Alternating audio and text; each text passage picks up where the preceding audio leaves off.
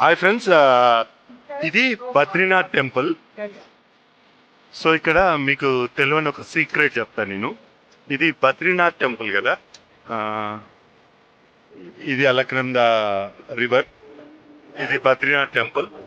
So ఈ వెనకాల ఒక కొండ కనిపిస్తుంది కదా, నారాయణగిరి. ఇది ఆ నారాయణగిరి పక్క నుంచి ఇటు నుంచి వెళ్తే 10 కిలోమీటర్లు వాక్ చేసుకుంటూ వెళ్తే కేదార్నాథ్ వస్తుంది.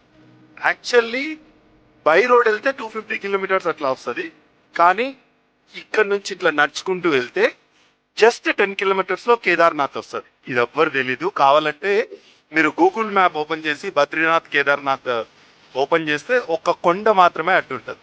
కొండ బయట మొత్తం ఈ కొండ దాటితే కేదార్నాథ్. సో ఇదనమాట మ్యాజిక్.